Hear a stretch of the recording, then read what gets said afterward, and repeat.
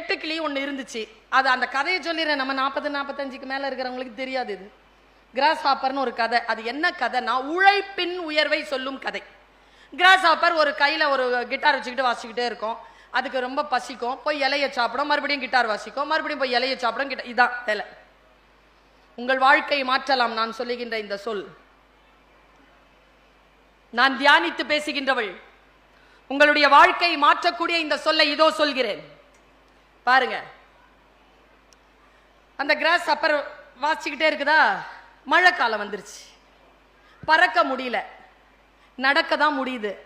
பசி. அது கீழே பார்த்தா அதுக்கு எறும்புகள் நிறைய போய்கிட்டு இருக்கு. அதுக்கு ஒரு எறும்பு ஃப்ரெண்டு.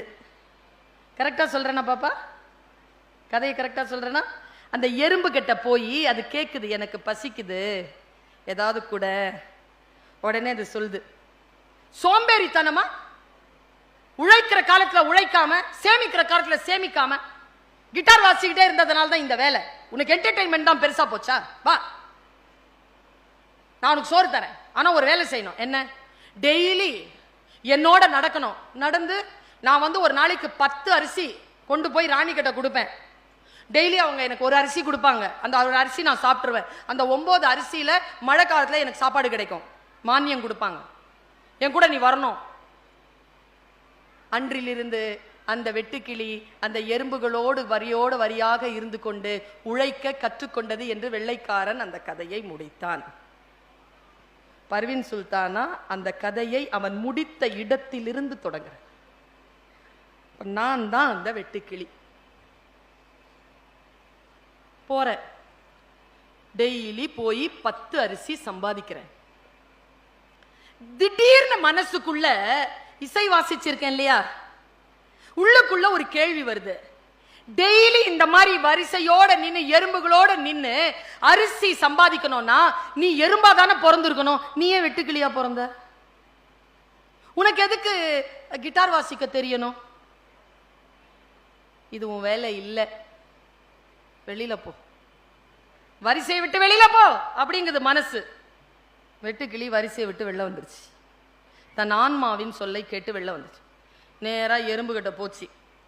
என் டோன்லயே கேட்டுச்சு, ஏய், என் கிட்டாரை மரியாதையா கொடு. இனிமேல் உன்னோடெல்லாம் நான் நடக்க மாட்டேன். எனக்கு வேணாம், உன் சோறு எனக்கு வேணாம். எனக்கு கிட்டார் வாசிக்காம எப்படியோ இருக்குது, மரியாதையா என் கிட்டார் கொடு. அந்த எறும்பு தலையில அடிச்சுக்கிட்டு, செத்து போற, எனக்கு என்ன, இனிமேல் சோறுன்னு வந்து நின்று செருப்புல தான் அடி, நான் வரமாட்டேன். செத்தாலும் சாவேன தவிர வாசலுக்கு வர மாட்டேன், என் கிட்டாரை கொடு. கிட்டாரை வாங்கிட்டு இவ்வளோ வேகமா பேசிருச்சு. ஆனா பசிக்குமே, மேல போய் உட்காந்துட்டு வாசிக்க ஆரம்பிச்சிருச்சு. ரொம்ப ரம்மியமா இருக்கு. போய் பறக்குது, ஒரு இலை சாப்பிடுது, மறுபடியும் வாசிச்சுக்கிட்டே இருக்கு. யோசிக்குது, தன் வாழ்க்கையை பத்தி யோசிக்குது. என்னடா பண்ண போறோம் நம்ம, மழை வந்தா என்ன பண்றது, மறுபடியும் இவங்கிட்ட போய் நிக்க முடியாது, என்ன பண்றது யோசிச்சுட்டே இருக்கும்போது கீழே பாக்குது, அந்த எறும்பு போய்கிட்டு இருக்கு. நல்லா கவனிங்க, எறும்பு போயிட்டு இருக்கா. சரின்னு பார்த்துக்கிட்டே இருந்து நிறுத்திருச்சு. மியூசிக் நிறுத்திருச்சு. ஸ்லோவா போகுது. மறுபடியும் மியூசிக் வாசிச்சா ஃபாஸ்டா போகுது. மறுபடியும் நிறுத்துது, ஸ்லோவா போகுது. ஓ, இதானா ரகசியம்.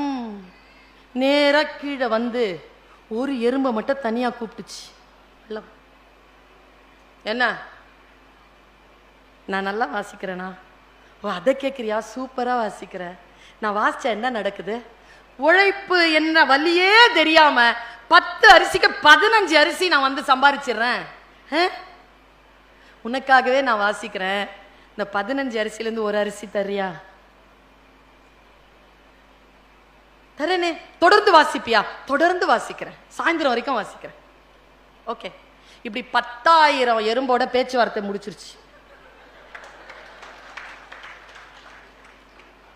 உழைக்கிற எறும்பு ஒரு நாளைக்கு 10 அரிசி சம்பாதிக்க தான் விரும்பியதை செய்து கொண்டு அதை மார்க்கெட் செய்த ஒரு வெட்டுக்கிளி ஒரு நாளைக்கு 10,000 சம்பாதித்தது என்பதனை மட்டும் நினைவில் வைத்துக் கொள்ளுங்கள். எது மிக ஆழமா உங்கள் ஆன்மா எதை மிக ஆழமாக தேடுகிறதோ என் தோழமைகளே, அதற்குள் நீங்கள் உங்களை செலுத்திக் கொள்ளுங்கள் என்கிறேன் நான். அது உங்களை வாழ வைக்கும். எனக்கு ரொம்ப பிடிச்சமான விஷயம், குழந்தைகளுக்கு சொல்ற ரொம்ப பிடிச்சமான விஷயம் என்ன தெரியுமா பாப்பா? படிக்கிறதுடா. நீ நம்பலல்ல, பொன்னியின் செல்வன்னா நான் 13 வயசுல படிச்சு முடிச்சிட்டேன்.